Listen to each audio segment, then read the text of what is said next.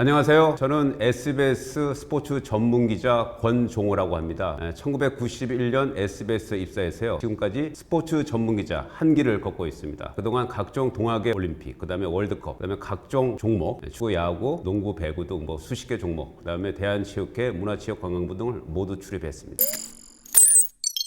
오늘 말씀드릴 주제는요, 세계사적으로 보면 스포츠에 정말 명승부들이 굉장히 많았습니다. 그 가운데서도 우리 인생에 돈을 줄 수 있을 그런 명승부를 제가 꼽아봤습니다. 거기에 각각 담긴 그 인생의 교훈, 우리가 배워야 될 점이 뭔지를 좀 설명드리는 기회를 갖도록 하겠습니다.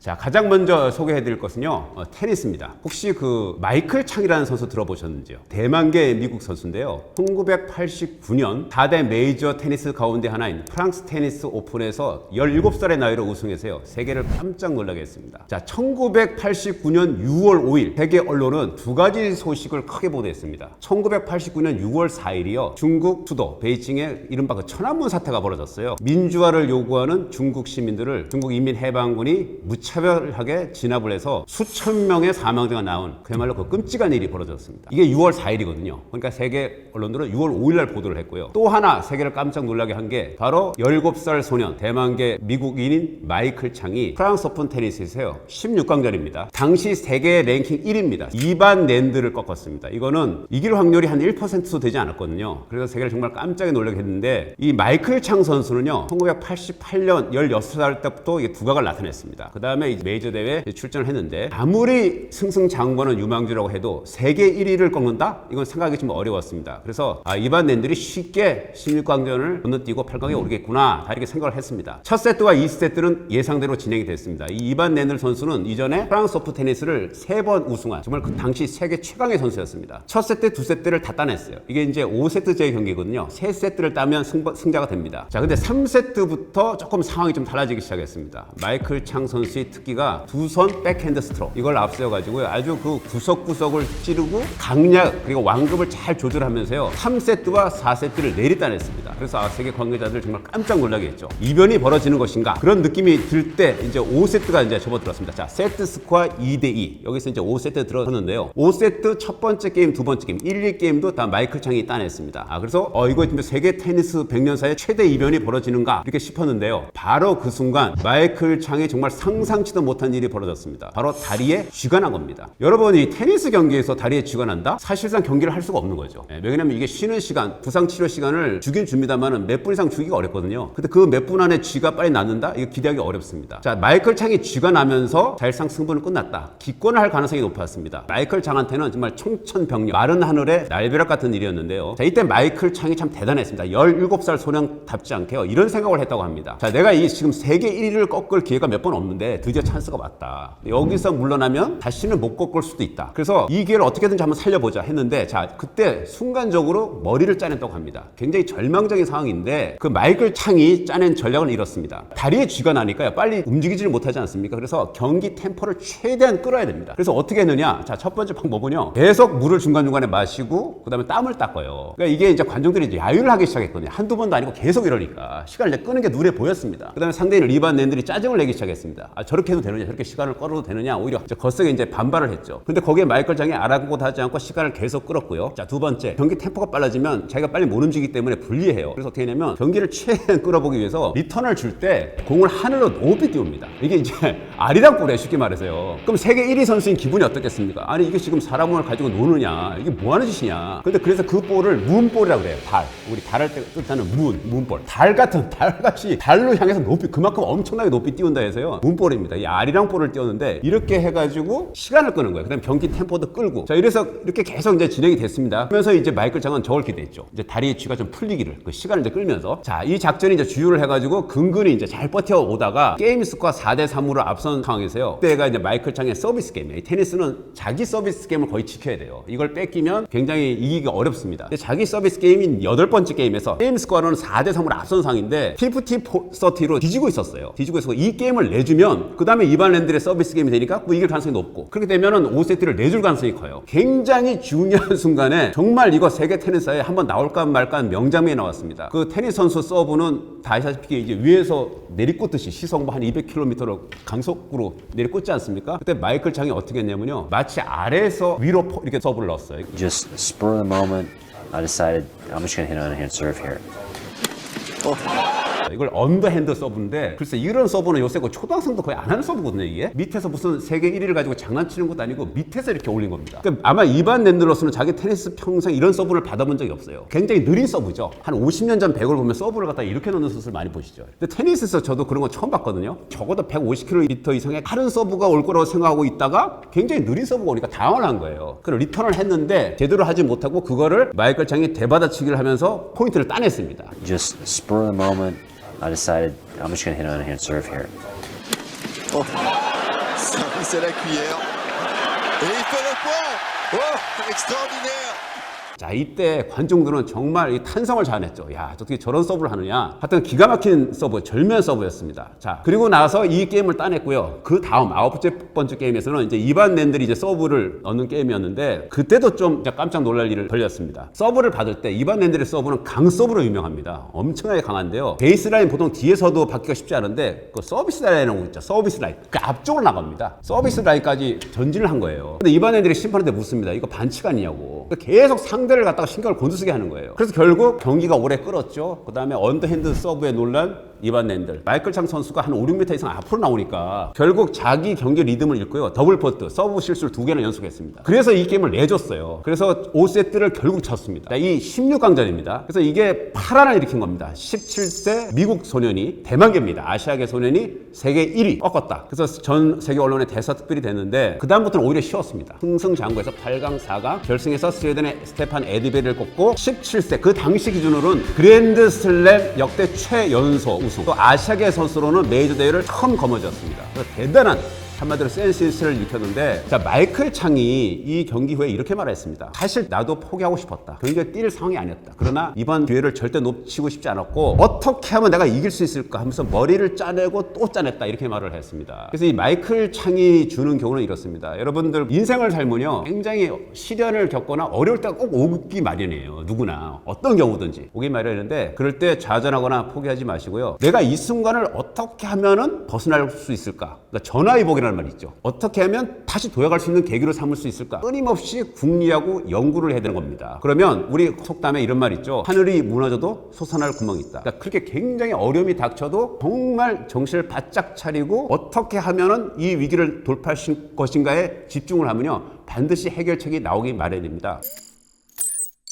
인생의 교훈을 얻을 수 있는 스포츠 명승부는요, 복싱의 예를 하나 들어보겠습니다. 무하마드 알리라고 들어보셨나요? 혹시 1970년대 전설적인 복서고요. 지금도 아마 복싱 100년사의 가장 위대한 복서라고 알려져 있습니다. 이 1960년, 70년, 80년대까지 세계 복싱, 프로복싱의 황금기였습니다. 요즘은 이제 인기가 많이 죽었는데, 그 조금 미리 설명을 드리면, 자, 1960년 로마 올림픽 때이 무하마드 알리 선수가 라이트 헤비급에서 금메달을 땄고요. 바로 다음에 1964년 도쿄에서 올림픽이 있었습니다. 그때 조 프레이저라는 선수가 헤비급, 이때는 헤비급에서 금메달을 땄습니다. 둘 다 미국 선수고요. 또 바로 뒤에 1968년 멕시코 시티 올림픽에서 복싱 헤비급 금메달리스트가 조지 포먼. 혹시 들어보셨나요? 조지 포먼이라고. 역사상 주먹이 가장 강한 사나이라고 알려져 있죠. 조지 포먼도 헤비급에서 금메달 땄습니다. 이 선수들이 이제 제일 먼저 프로로 들어온 게 이제 무하마드 알리죠. 그래서 1964년 소니 리스턴을 꺾고 세계 챔피언이 되면서 정말 세계를 깜짝 놀라게 했죠. 근데 잘 아시다시피 이 선수가 67년에 베트남전 징집, 그때 이제 베트남 전쟁 때요, 징집이 명령이 떨어졌습니다. 사실은 가서 복무를 하고 나오면 되는데, 자기 종교적 신념 때문에 징집을 거부를 했어요. 그래서 세계 헤비급 타이틀, 챔피언이라는 타이틀이 박탈이 됐습니다. 그리고 결국 경기에 나오지를 못하게 됐어요. 이게 이제 나중에 풀립니다, 징계가. 3년 동안 공백이에요. 아무것도 복싱을 할 수 없습니다. 그때가 무하마드 알리의 최전성기였습니다, 나이로 보면. 그래서 정말 아쉬운데, 전성기가 끝나고 나와서 누구랑 붙으냐면 그 조 프레저라는 선수랑 맞붙었어요. 15라운드에서 다운을 한번 당하고 졌습니다. 자, 이 조 프레저라는 선수는요, 맷집의 화신입니다. 역대 맷집이 가장 강한 선수입니다. 정말 대단한 선수인데, 그래서 이제 알리가 조 프레저한테 판정패를 당했고요. 당시 챔피언은 조 프레저였습니다. 근데 이제 그 조지 포먼이 프로에 데뷔해갖고 승승장구, 이 엄청난 주목을 앞세워서 승승장구를 하면서 드디어 1973년 1월에요. 자메이카의 수도 킹스턴에서 이 세계 타이틀 매치가 벌어집니다. 저희 집에 TV가 없어갖고 옆집에 가서 본 기억이 납니다. 그만큼 그때 화제를 모았거든요. 전 세계적으로. 세계 최강의 선수가 누구인가. 그래서 그 경기가 자메이카에서 열렸는데 정말 충격적인 결과가 나왔습니다. 제가 말씀드린 대로 조 프레이저는 맷집의 화신이에요. 조지 포먼은 주먹이 가장 강한 선수로 알려져 있는데 조지 포먼이 조 프레이저를 1라운드 3번, 2라운드 3번 무려 6번을 다운시키면서 KO승을 거뒀습니다. 주먹을 보면은 이거는 인간의 주먹이라고 보기 어려울 정도로 정말 해머 펀치를 갖고 있었거든요. 그래서 조지 포먼은 3라운드 이상을 끌어본 적이 없습니다. 그 전에 다 KO를 시킵니다. 그래서 마이크 타이슨이 주먹이 더 강하냐, 포먼이 더 강하냐 이제 논쟁이 있잖아요. 근데 많은 사람들은 더 주먹이 더 묵직했다는데 더 이제 한 표를 주는 사람들이 더 많습니다. 그 정도로 주먹이 강했어요. 자, 그래서 알리는 계속 경기를 대기한 다음에 경기를 쌓아가고 있었고 프레이저로부터 챔피언 타이틀을 뺏은 포먼도 챔피언을 유지하고 있었는데 두 선수의 매치가 이제 성사가 됐습니다. 이게 세계 복싱사에 100년에 한 번 있을까 말까 최고의 승부다. 왜? 천재 복서 100년에 한 번 나올까 말까 이 천재 복서 무하마드 알리하고 주먹이 가장 강하다는 조지 포먼의 대결. 두 선수가 사실은 미국인이지만 조선으로 올라가 아프리카계잖아요. 그래서 지금은 콩고 민주공화국이라고 그러는데 그 당시에는 자이레라고 불렀습니다. 자이레의 수도가 킨샤사인데 자이레의 모부투 대통령이 두 선수의 조상은 결국 아프리카이다. 아프리카에서 세계 최고 지구상에서 가장 강한 사회를 하나가 누군지를 뽑겠다. 그래서 아프리카 킨샤사 자이레 킨샤사에서 이 경기가 열려요. 그만큼 이 전 세계적으로 화제를 이제 모았는데 그때 도박사들도 돈을 엄청 벌었습니다. 전 세계에 한 8대1 정도로 조지 포먼의 승리를 예상했어요. 무슨 말이냐면 알리한테 걸면 알리한테 10,000원을 걸면 알리가 이기면 8만 원 정도 받는 거예요. 조지 포먼은 얼마 못 받는 거죠. 돈이. 그만큼 다 조지 포먼의 일방적인 우세다. 왜? 그때 조지 포먼은 25살, 알리는 32살이에요. 그리고 알리는 정점을 지났어요. 이미 공백기도 있었고 내리막길의 선수고 이 선수는 올라가는 선수입니다. 그다음에 조 프레이저가 그렇게 맷집이 강하다는 선수가 2라운드를 버티지 못하고 6번 다운을 당했거든요. 그래서 조 프레이저는 알리한테 판정승을 하지 않았습니까? 그러니까 이렇게 상대성을 봐도 이길 수가 없다. 근데 무하마드 알리만 8회 안에 KO를 이긴다. 무하마드 알리를 자꾸 기자회견에서 이런 말을 했습니다. 8회 안에 내가 KO를 이긴다고 했어요. 근데 무하마드 알리라는 선수가 원래 떠버리로 유명합니다. 말도 잘하지만 말이 너무 많아요. 너무 말을 많이 하는 선수인데 그래서 저거는 그냥 허풍이다. 다 이렇게 받아들였습니다. 자, 경기를 뚜껑을 딱 연 결과 정말 또 경악할 만한 일이 벌어졌습니다. 처음에 어떻게 봤냐? 무하마드 알리는 이제 아웃복서예요. 아웃복싱을 하고 조지 포먼은 뭐 이 파이터죠. 근데 무하마드 알리가요 원래 발이 빠르고 풋업이 좋은데 레프트 잽을 이용한 그런 원래 정통적인 아웃복싱을 하는 게 아니라요 먼저 라이트를 먼저 칩니다. 조지 포먼의 완전한 펄을 찌는 거죠. 그 다음에 계속 중간중간에 말을 합니다. 조지 포먼이 공격을 하는데 야 주먹이 이것밖에 안 돼? 정말 이렇게 약한 주먹만 칠 거야? 이런 식으로 계속 심리를 교란을 시켜요. 그 다음에 이제 이런 말을 했다고 해요. 너 고등학교 다닐 때 나는 이미 세계 챔피언이었다 이런 거예요. 왜 그러냐면 이 조지 포먼이 7살 아래거든요. 내가 챔피언 될 때 너는 고등학생이었어. 근데 나중에 조지 포먼이 이런 말을 했다고 합니다. 자기는 고등학교를 다닌 적이 없대요. 그래서 경기하다가 웃음이 나와가지고 경기 하는 중입니다. 그걸 참느라고 고등학교도 안 나오는데 그런 말을 하니까 그만큼 이제 심리를 계속 교란시킵니다. 그래서 작전도 변칙적으로 나왔고요. 자, 그런데 이제 3회 들어서요 아주 뜻밖한 일이 벌어집니다. 알리가 공격을 안 하고요 로페에 기댑니다. 그냥 로페만 기대는 거예요. 그러니까 조지 포먼은 그 무지막지한 주먹을 수백 차례를 날립니다. 완전 샌드백 치듯이 쳐요. 근데 이제 알리는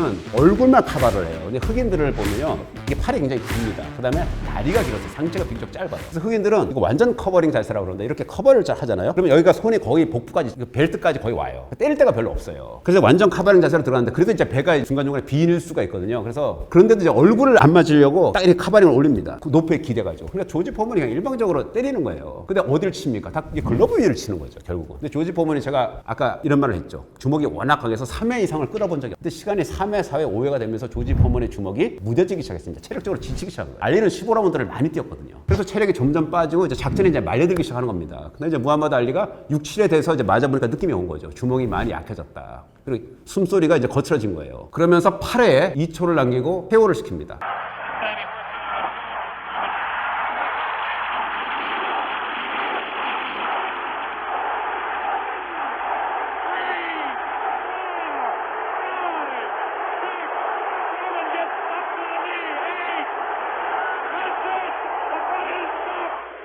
경광석과 같은 연타를 치면서요 조지 포먼을 KO시켰는데 조지 포먼은 생애 첫 다운을 당하면서 결국 처음으로 이제 패배를 당했습니다. KO패를 당했는데 이게 이제 킨샤사의 기적이라고 불리는 겁니다. 그럼 무하마드 알리는 어떻게 해서 이길 수 있었느냐? 자기가 8회 안에 이길 수 있다고 호언장담했다고 그러죠. 그 자신감. 그 자신감은 어디서 왔느냐? 자신감은 바로 준비에서 왔습니다. 그럼 준비는 어디서 오느냐면요 바로 전략과 훈련입니다. 준비를 한다는 건요 전략을 잘 짜고 치밀하게 훈련하는 거예요. 뭐 어떤 전략을 짜느냐? 제가 아까 말씀드린 것처럼 정통적인 아웃복싱을 안 하고요 변칙을 구사했습니다. 했습니다. 라이트 스텝을 먼저 치는 거예요. 그 다음에 로프에 기대는 거 이거 상상도 못했죠. 로프에 기대가지고 힘을 빼는 겁니다. 근데 로프에 기대서 가만히 맞기만 하면은 심판이 TKO를 선언할 수 있어요. 그러니까 중간중간에 한 10대를 이게 한 1분 정도 맞으면 한 또 반격을 해요. 중간중간에. TKO를 면하고요. 자, 로프를 이용해가지고 자기는 힘을 비춰오고 상대가 힘 빠지도록 기다린 거죠. 그래서 본능적으로 힘이 다 어느 정도 빠졌다고 생각했을 때 상상도 못한 번개 같은 연타를 쳐가지고 KO를 시켰습니다. 이게 이제 알리 신화의 클라이맥스인데요. 알리는 경기 축구에 이렇게 말했습니다. 나는 위대하다. 복싱보다 더 위대하다. 이런 말을 했어요. 그 말이 굉장히 명언입니다. 복싱이라는 이 스포츠 자체보다 내가 더 위대하다. 그래서 더 그레이티스트 이런 별명이 붙었는데 포먼은 전혀 준비를 못했어요. 알리가 저렇게 변칙으로 나올지 로프에 기댈지 그럼 거기에 맞게 이제 자기도 작전을 바뀌어야 되는데 작전을 변화를 못 시켰습니다. 그래서 KO패를 당한 거죠. 무하마드 알리의 자신감에는 근거가 있었습니다. 자기가 작전과 전략을 짰죠. 그다음에 훈련을 했습니다. 어떤 훈련을 했느냐? 자, 일단 완전 카바링 자세를 하면 배가 이 복부가 좀 빌 수가 있으니까요. 2m가 넘는 거한 이제 엄청난 체격을 갖고 있는 선수가요. 경기 한 달 전부터 무하마드 알리의 배를 농구공으로 배를 있죠. 하루에도 몇백 번씩 때리는 그래서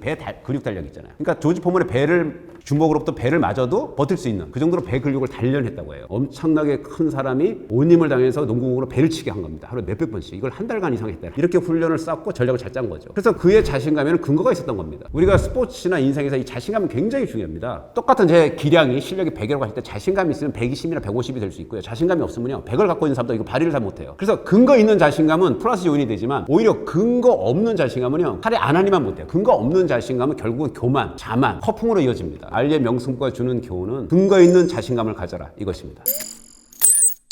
자, 그리고 이번에 소개해드릴 그 주제는요, 바로 그 아이스하키에서 한번 발췌를 해봤습니다. 올림픽의 꽃, 동계올림픽, 겨울철 올림픽의 꽃은 누가 뭐래도 아이스하키입니다. 미국과 소련, 대단했죠. 근데 특히 이 아이스하키 하는 사람들한테 물어보면요, 100년 아이스하키에서의 가장 유명했던 승부, 대단했던 승부 하나만 꼽으라 그러냐면요, 전 세계 기자들은 거의 일치된 목소리로 이 승부를 꼽습니다. 1980년 미국 레이크 플래시드 동계올림픽에서 벌어진 미국과 소련의 라이벌전이었습니다. 자, 이 경기가 왜 이렇게 대단하냐면, 이때 상황을 제가 좀 설명드릴게요. 이때는 냉전 시대입니다. 지금도 그렇지만 지금 미국하고 러시아도 관계가 안 좋지만 그때는 더했어요. 공산주의하고 자본주의. 미국과 소련은 최악이었습니다. 근데 1979년에 12월입니다. 소련이 아프가니스탄을 침공을 해요. 미국이 뭐 발칵 뒤집혔죠. 한 달 뒤에 카터 대통령하고 미 의회가 뭘 선언을 하냐면, 자, 그 당시 1980년 1월 1일인데 그 당시 6개월 뒤에 1980년 7월에 모스크바에서 하계 올림픽이 열리게 돼 있었어요. 그때 미국 측에서 보이콧을 선언합니다. 우리는 가지 않겠다. 자, 이렇게 되면서 주요 서방 서구권하고 우리나라도 결국 그때 보이콧을 했습니다. 우리나라가 유일하게 보이콧한 데가 모스크바 하계 올림픽이에요. 자, 근데 이게 뭐냐면 미국 레이크 플래시드 동계 올림픽이 열리기 20일 전이에요. 그러니까 소련 선수단은 이제 비행기를 내일 모레 이제 타고 이제 미국으로 가려는 순간이에요. 그러니까 미국에서 자기 나라에서 몇 개월 뒤에 열리는 하계 올림픽을 보이콧한다니까 소련 정부가 순간적으로 오늘 아니면 내일 결정을 해야 되거든요. 야, 그럼 우리도 동계 올림픽에 선수단 보내지 마. 이렇게 결정해야 되는데 이 시간이 너무 급박했어요. 모든 준비를 다 끝난 상황이었거든요. 결국 갔습니다.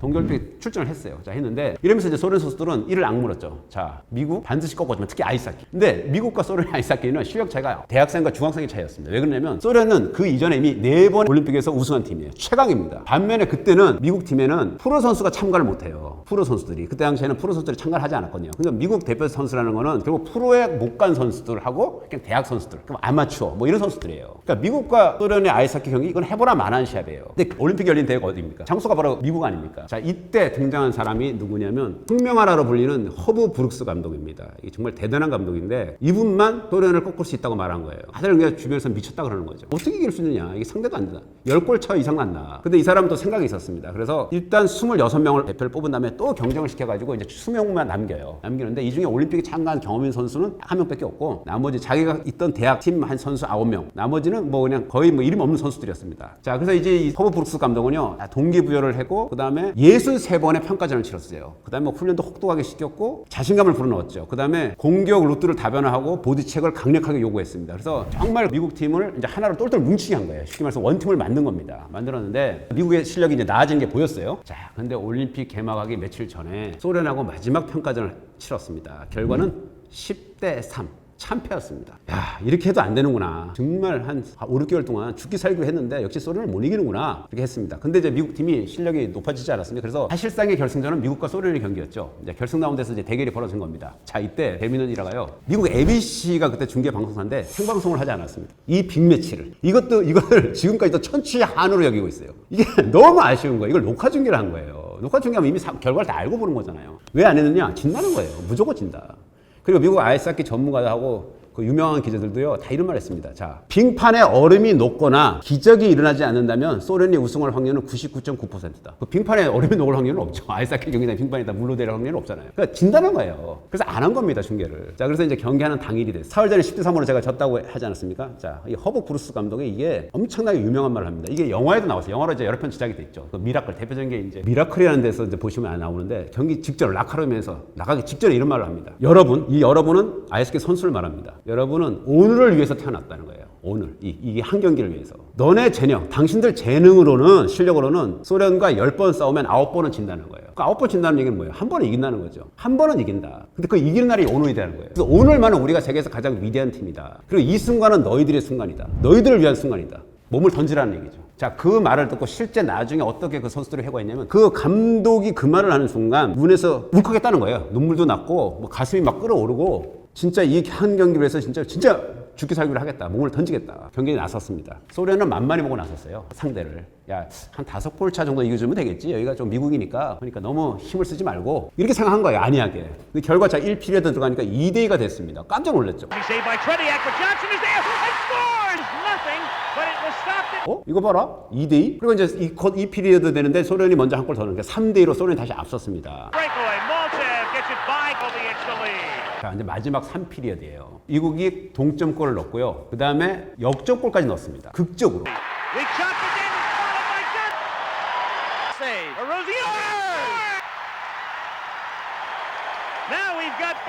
이때 뭐 경기장 난리가 났죠. 난리가 났는데 이렇게 되니까 당한 게 소련 선수들이에요. 소련 선수들이 야 이게 자기들이 100% 이긴다고 생각했다가 이게 4대3으로 뒤지니까 어떤 경우도 침착해야 되거든요. 당황을 한 거예요. 그러니까 어떻게 보면 경기 동영상을 보면 슛을 남발합니다. 이제 시간이 점점 없어지니까 그냥 막 되지도 않는 슛을 막 치는 거예요. 그럼 뭐 이길 수가 없죠. 자, 경기가 끝나기 몇 초 전에 그 ABC 캐스터가 이런 유명한 말을 합니다. 여러분은 기적을 믿습니까?